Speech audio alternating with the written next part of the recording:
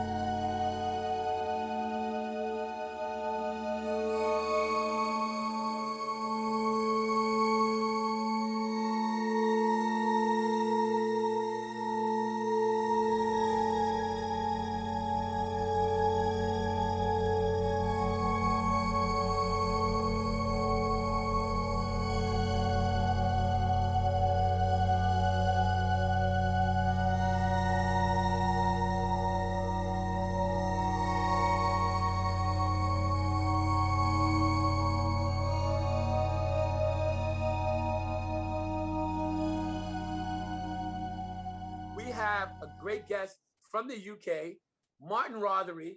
He's known as a dream architect, and we'll get into that. Welcome, Martin. How are you? I'm very well, Greg. Thank you. A dream architect, Martin. We want you to take us from A to Z. Well, for the start, we all know what dreams are. You all dream. We daydream. We have dreams at night. And many people think they're just random things that are going on, but there is a purpose to them.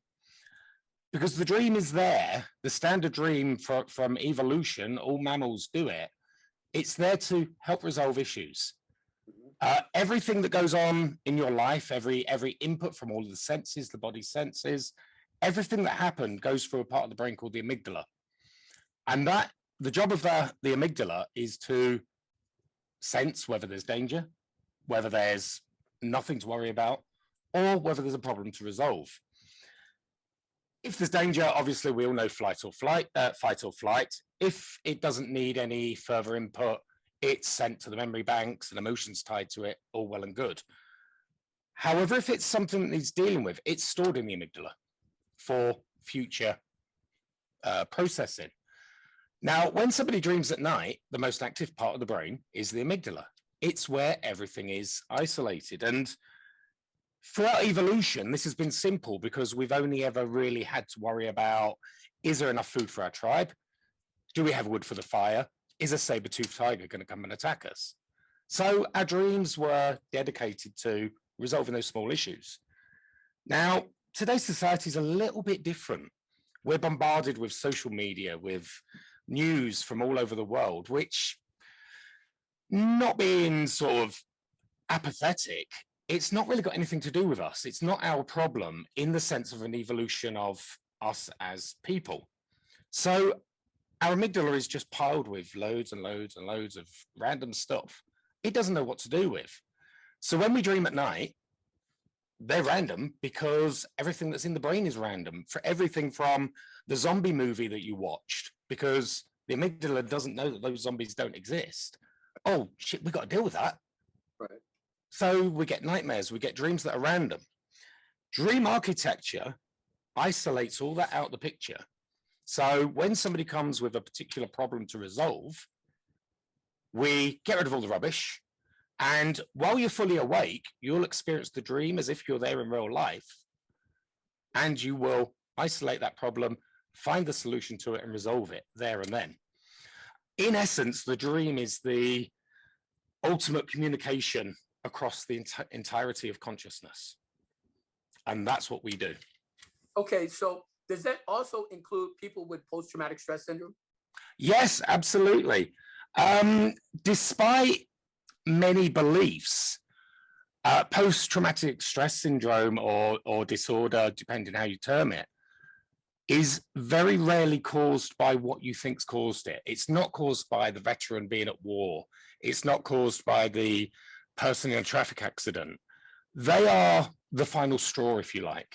Mm-hmm. There is always a seed, usually very early in childhood, that has created the situation for other fears to build up, and then the war becomes the final straw. So if you can collapse that original seed, there's nothing else to build on, and it all collapses.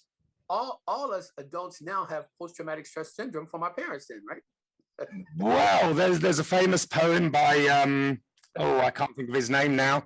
Our mums and dads, they fuck us up. They do not mean to, but they do. It's a great poem. Have a read.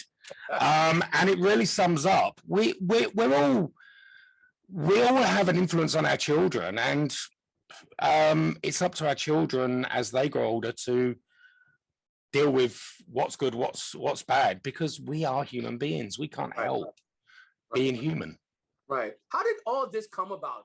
You started this. How did, I know you're phasing this out, but Sanomentology was something you coined to take you through what they call, post-materialistic psychology, psychotherapists. Explain to us what a little bit of that is about. Many people think of the term of the mind as the conscious, the unconscious, and it's all there within the brain. Mm-hmm. Yet there's mounting evidence and mounting experiments that have been done that show there's more than the matter of the brain. And the way I think of it is the mind, as a post-materialistic mind, doesn't rely on the meat of the brain to survive. It exists outside of the brain.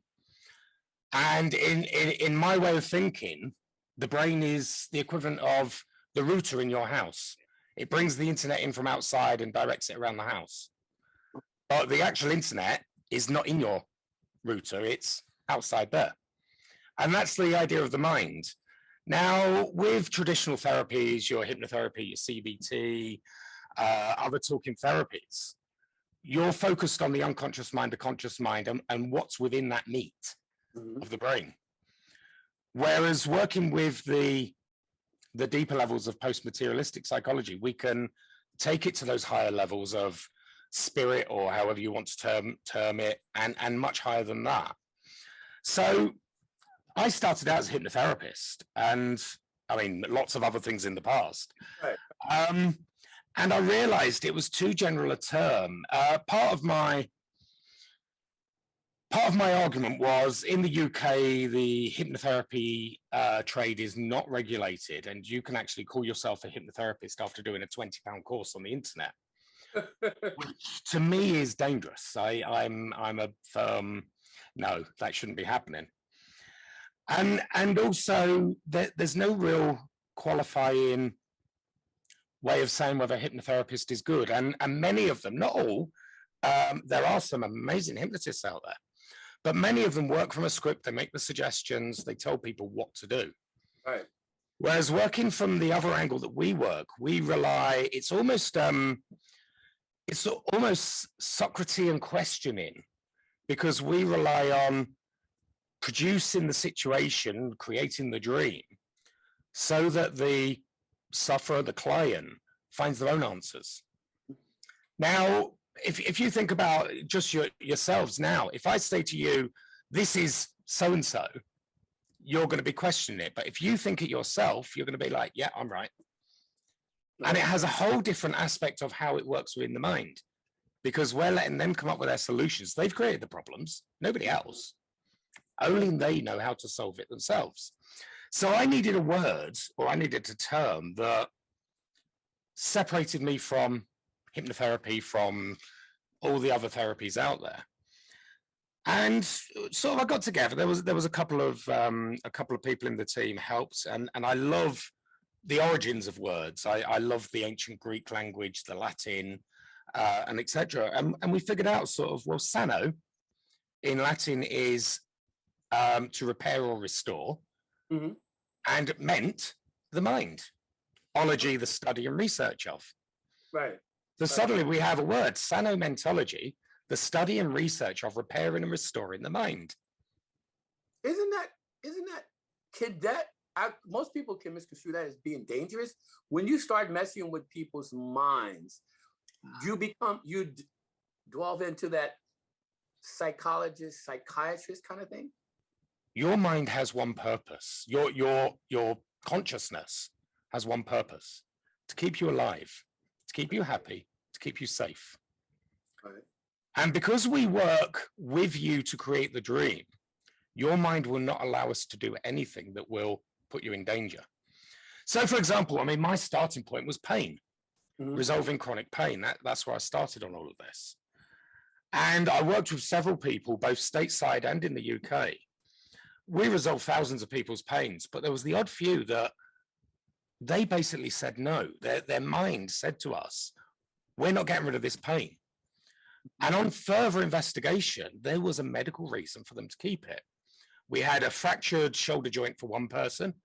We had a fracture in the hip for somebody else, and they needed the medical attention. And that highlighted perfectly the fact that working in the content free and working with the mind and with permission from the mind, because that's another key factor, it will never allow you to put it in danger. And that's one of the big differences. But so you're saying, okay, I have an accident. I break a leg. Yep. And sincere pain. How do you distinguish, oh, this really hurts from the accident and not it's a mind thing? Pain is not a physical thing. You can't take it out, look at it under a microscope. You can't give it a shape, a color, or anything like that. It is a message. Now, despite the way doctors say it's all in your head, they are actually right. Pain is in your head. And it's a message to tell you there's something wrong. So if you were to break your leg, you're going to have what we call acute pain. It's termed as acute pain. It's pain in response to an immediate threat or danger. And generally, we will not deal with that. We would say sort of you need the medical care, although we can make it less painful. There's a lot of pain is made up of memory and fear. So we can make it less painful so you can describe it to the doctor so you can get your treatment. And if you move it in any way, it will get worse. What we work with pain is what's termed as chronic pain. Now, the terminology of chronic pain is pain that should not exist or exists after the period of healing has finished. But isn't that subject to individuality? Everyone knows arthritis is painful. There's a belief there, first of all. That's a major issue. Right. Now, what can be done about arthritis? Nothing. So if somebody's suffering arthritis, why do they need the pain when it's not going to actually help them to resolve the issue? But it's still, would you consider that chronic pain though, of having arthritis? That becomes, yeah, any pain that lasts after the term of period, the period of healing, even if it's an ongoing disease, can be resolved. But because there's nothing that can be done. I will take you one step further with this in a moment, because there is exceptions to this rule. But most pains, they're there to tell you about something wrong. If you've dealt with what's wrong and there's nothing else that can be done, get rid of it. And what difference is that to using a painkiller? Right.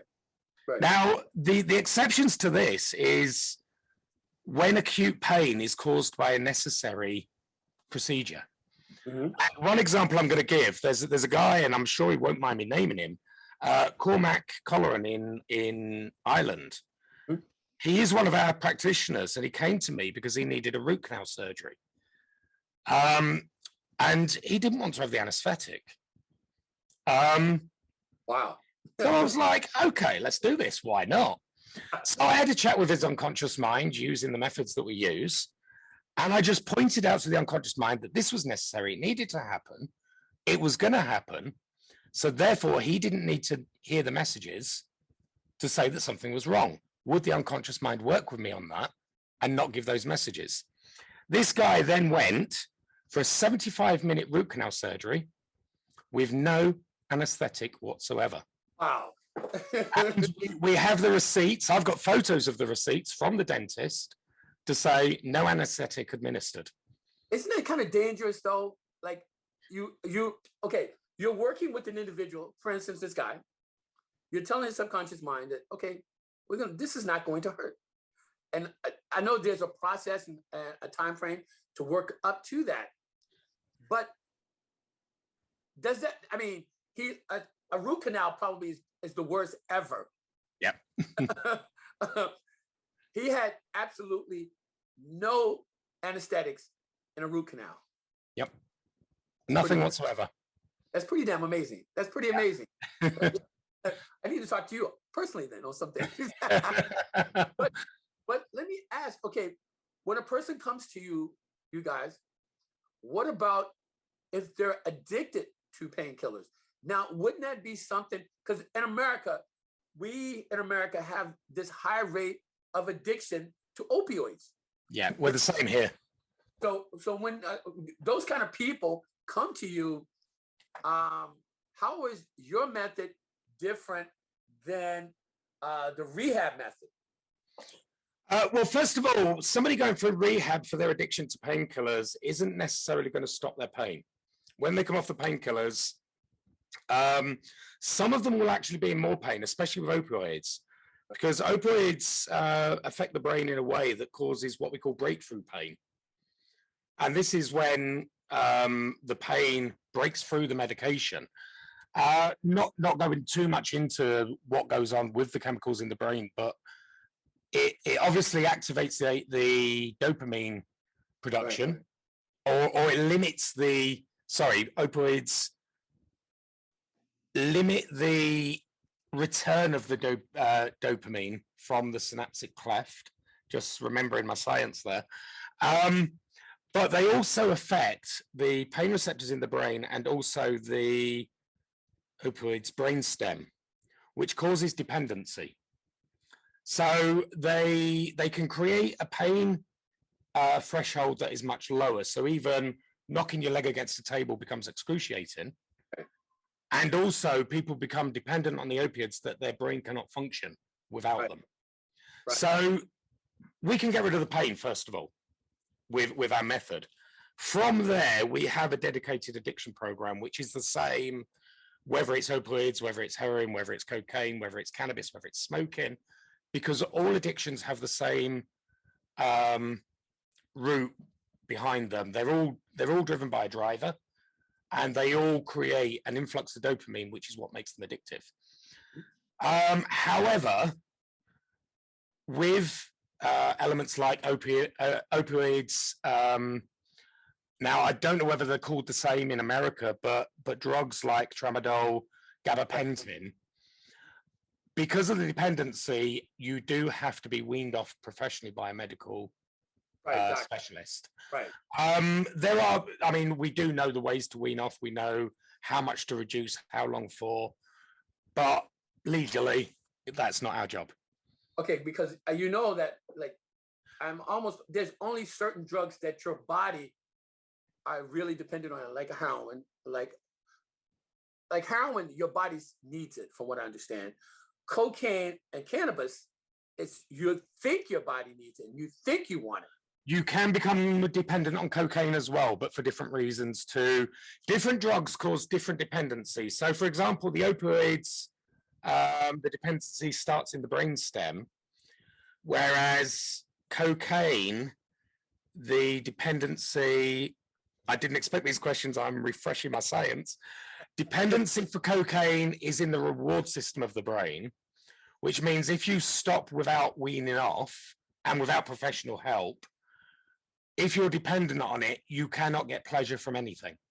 So even the act of sex, eating, the things that should be naturally pleasurable become unpleasurable, which leads to severe depression and things like that.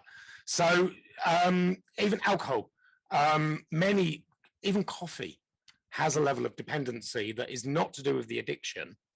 Right. Addiction and dependency are two separate elements. Right. Somebody who's dependent is not necessarily addicted. However, somebody who's addicted is very likely dependent. Right. Yeah. That makes sense. Now, on a whole nother level, what about the mentally ill? Ooh, define mentally ill. Someone with a manic depressive. Two people can be depressed. and yet they are completely different people. But the label will put them in a box that gives them the same treatment. Which is wrong. Yeah. Absolutely. The way I like to think about any issue is, whether it's PTSD, whether it's anxiety, whether it's depression, whether it's addiction, whatever the issue is, a unique response to a unique set of experiences. Nice. Oh, okay. And because we're treating that, we can get to the root of the problem without having to worry. Again, we're back to the dream. The client knows why they're depressed. Right. They can find out how to resolve that. Now, I mean, I did question a doctor how they define the difference between anxiety and depression. And clinically, there is no difference. Right. The only difference is one is dwelling on the past and one is worrying of the future. So depression is dwelling on the past. Anxiety is fear for the future. Their symptoms and their actions are almost identical. Right. So if somebody's clinically depressed, or however you want to term it, something in their past has created that. Now, if you can deal with that in the past and resolve that issue for them, why do they have any reason to stay depressed? So it's easy to solve. But okay, like in America, I don't know if you guys probably have the same in UK, like a doctor will diagnose the same people, like you say, and so quick to medicate. Ooh. Now, in your opinion, does that really help? Yeah, there's some people. Do you believe that there are people out here who really need medication for a mental disease that they have? No, I truly believe, and this will probably draw some criticism, I believe any mental state can be resolved without medication. I don't think medication helps in any way whatsoever. That's my belief. It is an opinion, it's a belief. Right. I'm not saying that doctors don't have their place. And within my team, we do have doctors, we have nurses. I'm training a doctor right now. The perfect world in my eyes is us working together. Because doctors are needed. I can't stop somebody having a heart attack or a brain hemorrhage or anything like that. Right. But nearly everything that their tablets can do, we've proven it with blood pressure, we've proven it with all sorts of levels of illness. Nearly everything their tablets can do, we can do. What about a person that hears multiple voices? I mean, we all hear voices. Anyone that says we don't hear voices. If you're talking schizophrenia, we're going down some very deep theoretical stuff here. And this comes into the post-materialistic psychology. Because we look at the mind as, we look at cross dimensions, like many dimensions. And we only exist as a materialistic being in the third dimension. We are three-dimensional creatures.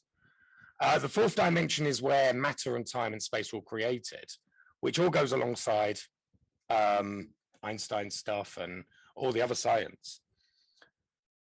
But we actually go further than that. And I look at the fifth dimension as the laminal probability dimension, where every version of ourselves can exist to be created in the third dimension.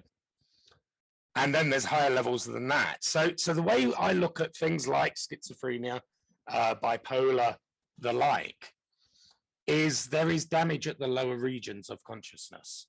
There's a split or a sectioned off area caused by something they don't want to remember, or some kind of trauma, or it might not be even a trauma that they would be aware of. It might be even in the womb.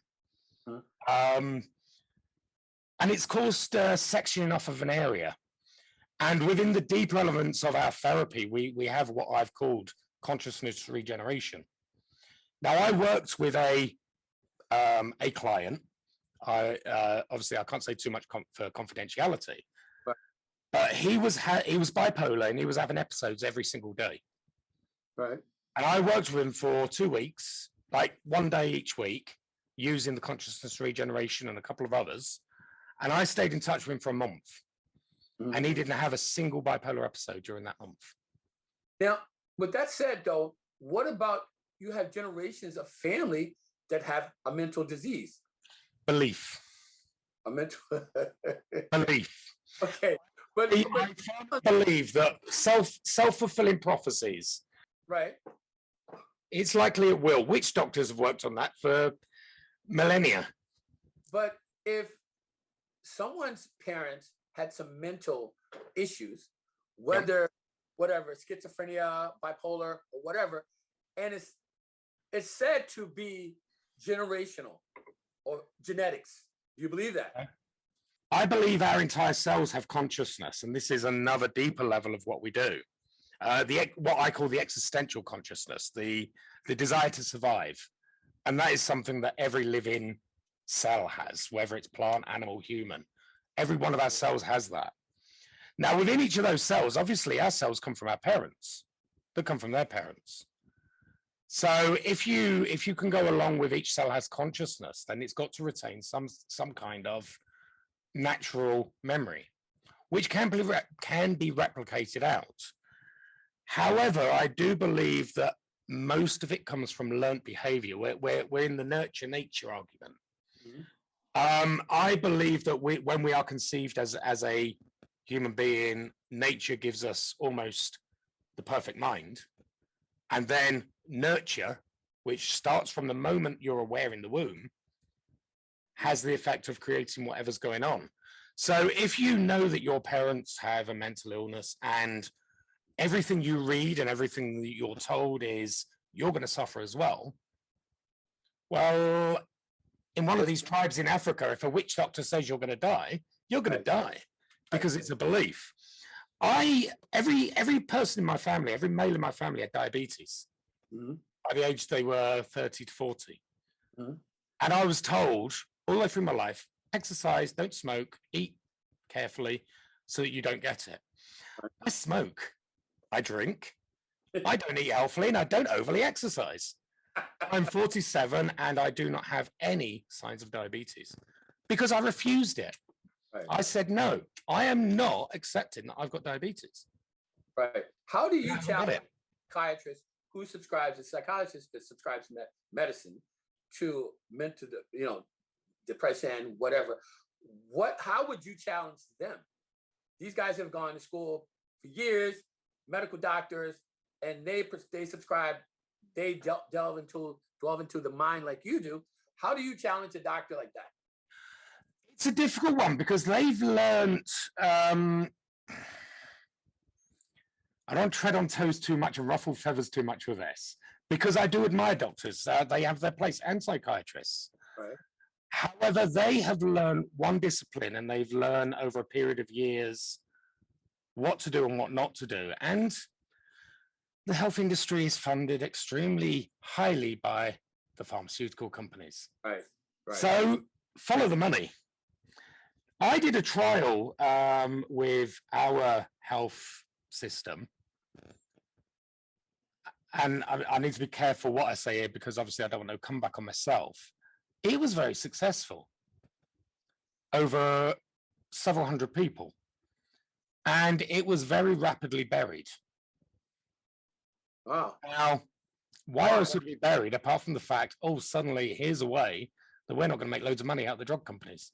Right, right. My opinion. I'm still in touch with a lot of the clients that I saw through that trial, and they are doing amazing. Okay, even in the UK, see, we know in America, the pharmaceuticals fuel everything because we know there's a cure for cancer.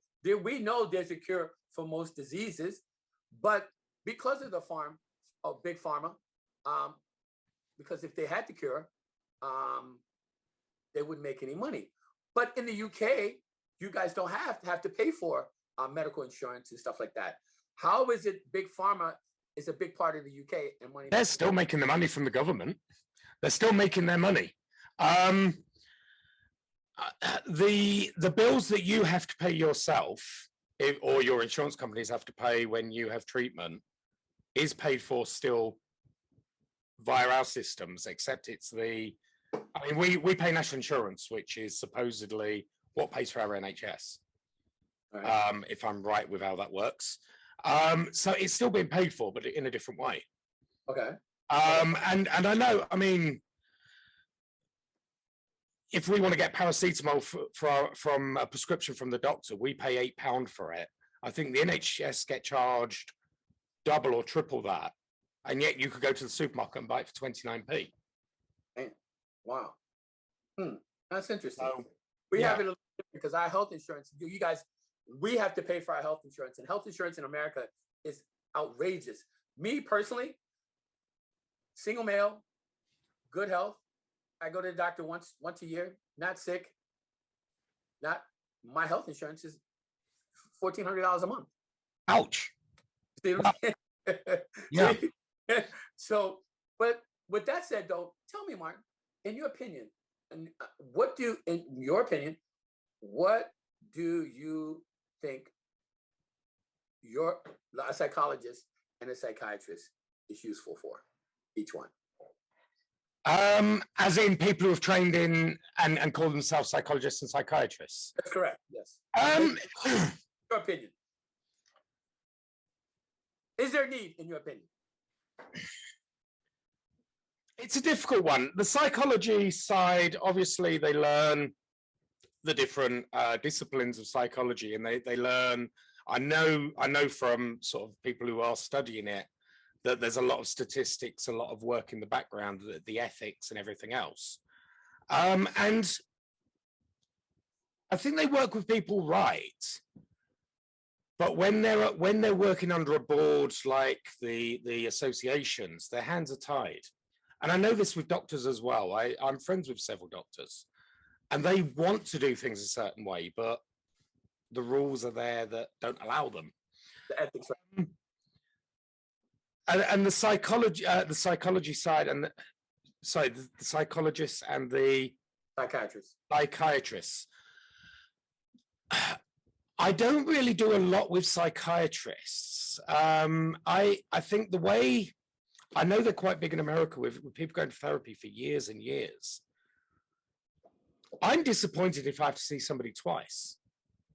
Really? No matter what their issue, unless they really want to get out of their cave, which hopefully we'll talk about later. But if somebody comes with one specific issue, if I have to see him twice, I almost feel a little bit, I've failed. But what if a person has multiple issues, though? They're usually all tied at the same root. It's very seldom I've had to see somebody more than an addiction. Yeah. With an addiction, I usually work 4 to 5 weeks, once a week. And then it's over as far as I'm concerned. But having to see a therapist for months or years at a time, that's a failure in the system in my eyes, because I'm not saying this is just my stuff. I know thousands of hypnotherapists and other therapists that could do the same. They could resolve it in much quicker time than what they would when they go to see the psychiatrists. And that brings up red flags to me. That worries me. If you come to me with PTSD, I don't want to know what happened. Right. Because if you've got to tell me all about it, at some element, you've got to relive it. And that's just cruel. Because therapists do that. Yeah, we don't. Right. So and that's not just great with not having to relive things like PTSD, but it opens up the floor for people to come with things that they might be embarrassed about, erectile dysfunction or stuff like that, because don't even tell me your problem. You know your problem. I don't need to know. It's none of my business, quite frankly.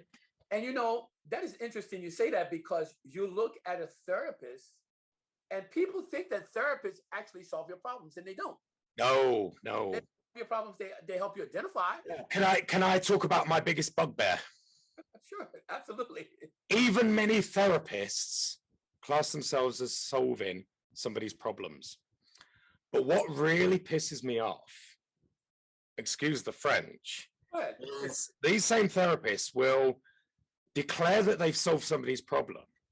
But then when they don't manage to solve somebody's problem, they blame the client. And you can't have it both ways. Now, personally, if somebody is resolved from their issues after they've seen me, I am, well done. You've done brilliantly. Right. Because I know it's them that's done it. And if I'm going to take any responsibility, I've got to take responsibility for the ones that I don't help as well. Right. Because that's a failing on my part. Right. I've not done my job right. And that is one of my huge bugbears. But yes, the problem is always solved from within. It's solved within your own consciousness. Because in America, see, I always thought it was kind of ironic that it is mandatory for a therapist to see a therapist. We call it supervision. We have something called supervision. It's not mandatory. I mean, like I said, you could become a therapist on a £20 course. Yeah, it's not mandatory, but it is helpful. There's a lot of beliefs, and we've actually talked. Well, I've been training today this morning, and one of the things that's often mentioned is dealing with bad energy. Mm-hmm. How somebody's bad energy affects you, and I'm primarily a science sort of side of things, and I think about sort of Einstein, and I think E equals mc squared. Where's the plus and minus in that? Energy equals mass times the speed of light squared. Energy. There's no plus or minus in front of that. It's just energy. Right, because there is no bad energy. There is no good energy. Do you believe energy? Yeah, I was going to ask you that. Do you believe people can have bad energy? No, there's only energy. Right. How you perceive it is a key thing. And if you think you're going to be affected by somebody else, then there's something wrong with you. You've got that belief it's going to happen. You're going to make it happen. If you can't, this is the really deep stuff from the psychology. We look at the consciousness as a inverted triangle, and the boundaries of the triangle are made up of two-dimensional elements of thought. The apex of the triangle is intention, the boundaries are thought, the inner part is your consciousness. And the thought is made up of two-dimensional particles, like anions, which are vibrating. Now, the speed of their vibration declares whether it's low vibration, fear, hate, limiting beliefs, or high vibration, love, limitless being. Mm-hmm. And the only thing that defines bad or good energy is the speed that is vibrating. That's controlled by your own thoughts, which if you're resilient and skilled enough, you can control. Right. Which means somebody else, it doesn't matter what somebody else is doing or what you're taking from them, you can't be affected by them unless you allow that to happen. Right. But a lot of people, like they say, the body primarily heals itself. You think? Yes. A doctor doesn't cure anything. And that's not my quote. That is a quote actually from a top doctor in this country. He sent me that in a message when we were talking about all this stuff. A doctor doesn't cure anything. A doctor will diagnose and prescribe medication. In this country, I don't even think they're allowed to do ear syringing anymore. Really? And that was the last thing he declared that he'd cured. Now, obviously, a surgeon will, or things like that, but the body will cure itself. If you break your leg, like you said about earlier, a doctor's not going to fix it for you. A doctor will put it in the right position. That's it. Your body will perform the miracle of growing new bone cells and welding that bone back together. That's you. Are you in belief do you believe in painkillers? No. So if I got I don't believe in painkillers. I believe that you can do anything painkillers can do with thought alone. So that means I believe that something happened to you and you're in pain. You technically you can heal yourself. Yes. As long as you accept that message. Oh, I'm going to go into a little bit of the training here with the whole idea of what pain is. Pain is a message, which we've already sort of said. The reason people suffer from it is, first of all, they fear it. They see it as a negative experience. If they were to accept it as the message for what it is to alert you to a problem and deal with that problem, there will be no reason for the pain.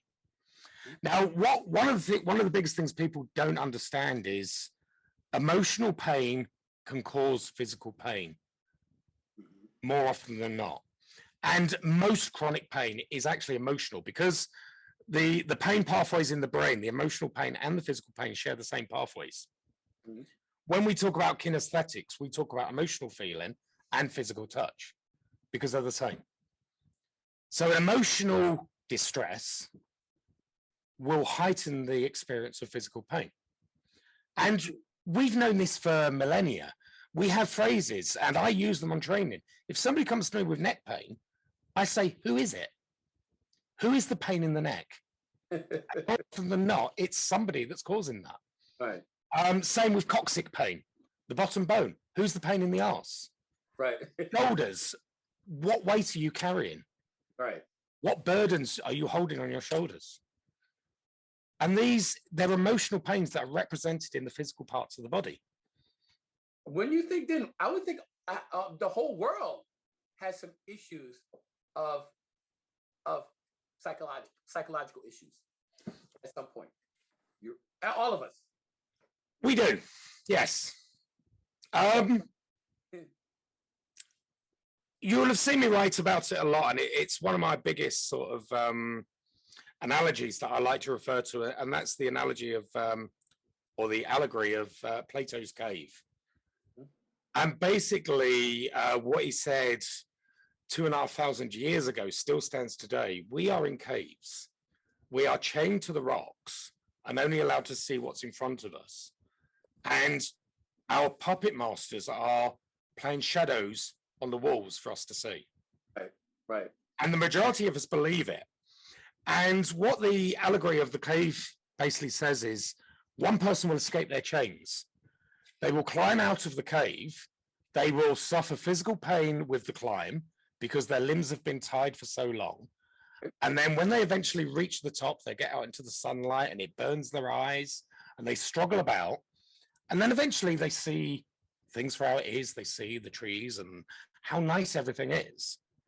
So they go back and tell everybody else.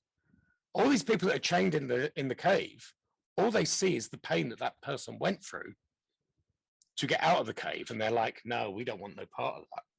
So they're happy to stay in their caves. But if you put it like that, then I would think most people want to get out. Most people don't realize they're in there. And that's the point of the cave. They've been in there that long. They don't know any different. That's an interesting analogy. Martin, we still got a few more minutes because we have roll-ins and stuff like that we're going to put in. Tell us a lot about you. Not a little bit. Tell us a lot about Martin himself. Me, myself. Oh, where do we start? At the beginning? I was fostered from an early age. My dad was in the Navy, away at sea all the time. And I don't know for what reasons. I've been told so many different stories, but I was sent into the foster system privately. It wasn't great. I mean, I'm not going to say it wasn't a loving family that I lived with, but there was plenty of abuse and sort of all different levels. And I realized quite early, I mean, I've dealt with all of that stuff now, and the only reason I'm not going to go too much into detail is because members of this family still live. Right. And I'd rather not open those wounds. Right, sure. But I've dealt with it all. And I realized it was around 10 years old that I had a choice. I could be victim or I could be victor. Right. And I decided I was going to be the victor in all of this. Wow. So I had a hungry mind. I replaced maybe I substituted the lack of the family unit, the whole issues of abandonment. I replaced it with a thirst for knowledge. And I couldn't get enough. I read everything on philosophy, theology, science, quantum physics, the unknown, mysteries, ghosts, you name it. I read it. I could not get enough.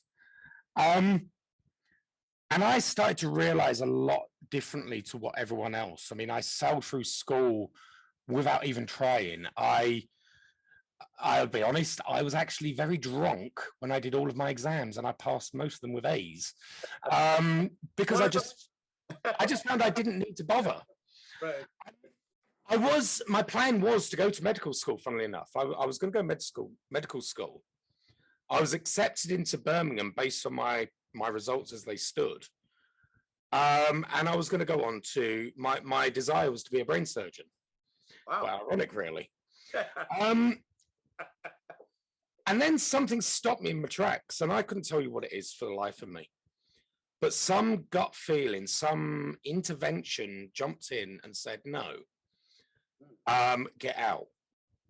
So at the age of 16, I found myself packing my meager belongings into a backpack, no money whatsoever, and just leaving the country and hitchhiking across Europe. Wow. Middle of winter, no less, January. Yeah, the top of the Alps in January with very few clothes is not a nice place to be. Right. I'll tell you that one for a start. But I ended up, after about 2 weeks, I ended up in Rhodes in Greece. And I ended up staying there for 5 years, met some fantastic people, got virtually adopted by one particular family, and spent my time there. Now, while I was there, it turned out that I had issues with my hands. Doctors referred to it as arthritis. Obviously, I don't like labels. Right. But whenever I did anything small and fiddly, my hands would cramp up, they'd seize up, swell. Not really the traits that would make you a brain surgeon. Right. Not at all. But then if you look at the irony of it, what am I doing now? Right. Brain surgery. Almost a non-invasive brain surgery, which is quite ironic. But yeah, I landed in Greece and determined to just make the best of everything going on. I got on with people. I made my life there. Came back to England, literally stuck a pin in the map, landed in Chesterfield. And the whole law of attraction was just in place. The day I landed in Chesterfield, it was my 21st birthday. I was very drunk again. And I walked into the first pub for a drink and the landlord recognized me. He'd seen me in the bar in Faliraki. He'd just been on holiday there. Wow. So straight away, he gave me a job. I had somewhere to live. Right. Wow. The minute I arrived here. From there, I sort of worked in the bar for a little while. And then I started a computer business. I'd never turned on a computer in my life. One of Socrates' ideas is there is no such thing as learning. Right. There is only remembering. Right. Because if you buy into the idea that we have an eternal soul, then that eternal soul has experienced everything that can ever be, ever will be, and everything that can be known. And if you have a soul that knows everything, you cannot be taught anything. You only have to remember. Right. And this seemed to be quite evident because I'd never switched a computer on in my life. And I started a computer business and started working in schools and got a reputation as being one of the best in the county. And I ended up running this business for 15 years, just going and sorting out problems. I got referred to as Magic Martin because I would just wave my fingers at the computers and they would repair. It was almost like that. Their problems would go, almost like I do with people. But it wasn't my calling. And after that 15 years, I mean, I just realized it wasn't satisfying. And I'd already got sort of all the psychology, the philosophy, theology, and science knowledge behind me. And I thought, I need to do something with this. And I was still suffering a lot of pain myself at this time. So I delved into the hypnosis world. And that's when I sort of worked with a few people, looked at what they were doing, looked at the books, and realized just how powerful it was. But then at the same time, and at risk of pissing off the hypnotherapists, I realized there was a lot of ritualistic stuff that was a bit pointless, that wasn't necessarily needed. Which then led me to start writing and bringing in the philosophy, the science behind stuff. And I'm one of these people, you tell me something and I've got to know why. Right. I'm one. I can't take something as gospel. It's like this virus that's going on. I can't just take the fact that there is a virus. Right. I want to know where it's come from. What does it do? What's it made up of? How does it affect the body? What is it actually doing to you? Because I have a little thing about viruses that I have a question that I've always had in my head, and this has gone back through flu and everything else. I've never had anything. Right. My foster parents, I grew up in the era of chickenpox parties and measles parties. Right. And I used to go to all these parties and I never got a single thing. Wow. I've never had any serious illness. Right. And I look at viruses like the flu and I think, well, they've evolved to survive and to move from host to host. So what is the point in evolution of a virus that sends you to your bedroom to sleep in your bed? Surely the ideal virus, if it works through evolution, would be a virus that makes you want to go out and party. Right. Because it wants to transmit to more people. Right. So in my head, my reasoning, my logos, my whole power of reasoning says, no, it doesn't add up to me. So I need to know more. I need to know, why does your body react like that? Is it to protect the human species as a whole? Is it a collective response? Right. To protect our species? Right. And this is how I work. And this is how I work with my therapies, my psychology and everything. It's not just this works. It's, why does it work? What are the theories behind it? How is it backed by any form of science? And that's how my mind is. Okay. Well, I got a few more minutes. I need you to tell us about the Rothery College. Yes. Well, you've mentioned a few times Sanomentology. And I've been trading under that brand for a while, but we've come to the point of obviously stateside more than the UK, but there is that question of, is it similar to Scientology? Ooh, right. Ouch. Yeah, I don't mind taking Tom Cruise's money, but no, it's not. But there is that reference, which is a problematic one. And unless you are well versed in Latin or ancient Greek, right, there's not really any indication what it means. Right. As well as that, there's a little bit of bad mouthing about it going on from those egotistical jealous types. So obviously with chats with you in the past, I decided I needed to take it to the next level, away from just a lone trainer training other therapists, and form an institute that is designed to uneducate or unindoctrinate people. Right. To drag them out of their caves, not necessarily kicking and screaming, but willingly. Right. And it can come in the form of training in the methods, going through the processes, or working at a much deeper level. Because one of the things I recognize, and the ego inside me recognizes, is if I teach you everything I know, I haven't taken you out of the cave. Right. All I've done is put you in another one. Right. Right. The purpose is for me to give you everything that you need from me, for you to go on yourself. Right. I can lead you to the exit. You've got to step through that on your own. Right. Otherwise, I've just kept you in another cave. And that makes me no better than everyone else. Right. So this is what the Rothery College of Post-Materialistic Psychology is all about. And Sanomentology from today, from this morning, 9 a.m., has been branded as Post-Materialistic Psychotherapy. Awesome. Because it is a therapy that deals with the post-materialistic mind, the idea of the mind that exists outside of just the meat of the brain. And then the deeper level will be the post-materialistic psychology, where we delve into the science, the deeper theories that blend theology, philosophy, quantum physics, you name it, it's all chucked in. So that's the purpose of the college, really. And it's for everyone. It's for people that have minor issues, right through to the people that just know there's more. Mm-hmm. Somebody, it doesn't matter what background they've got, how much money they've got or anything. If they're sat there and they don't feel, this is actually part of what I'm working on right now as a new paper. If they're not fulfilling their intention, and not many people know what their intention is because it's much deeper than what they realize. But if you're not fulfilling your intention, doesn't matter what money you've got, you will always feel empty. You'll always feel a bit lost, a bit not out there. And this is the cause for most issues on a global scale. It's a discourse between the original intention and the subsequent thoughts and actions that precede it. So it doesn't matter how far you want to go.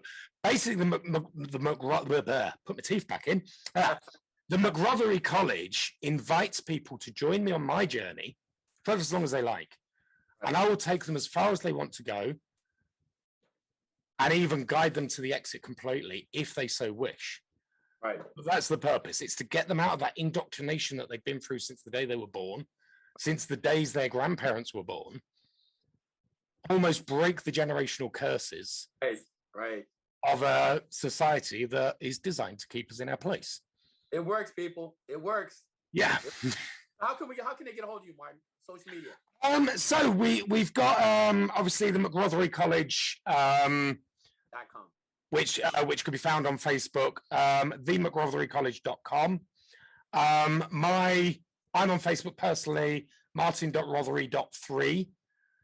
I didn't know there were 2 other Martin Rotheries out there, but I got .3 for some reason.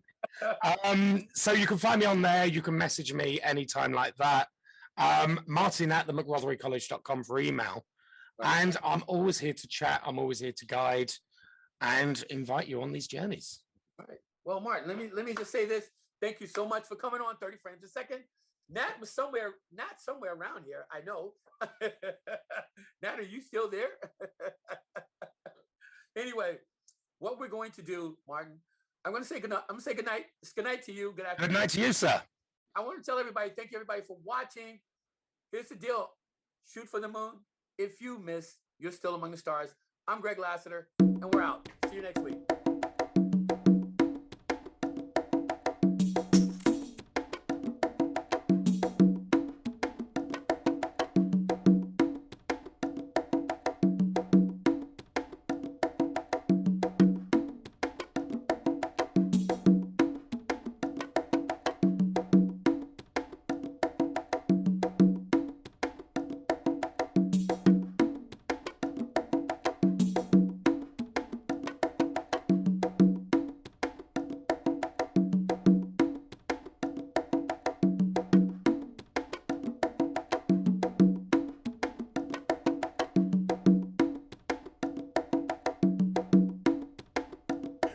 We don't yet exactly know how effective our vaccines will be against Omicron, but we have good reasons for believing they will provide at least some measure of protection. And if you're boosted, your response is likely to be stronger. So it's more vital than ever that people get their jabs and we get those boosters into arms as fast as possible. So from today, we're going to boost the booster campaign. We're already planning to do 6 million jabs in England alone over the next 3 weeks. And now we're looking to go further.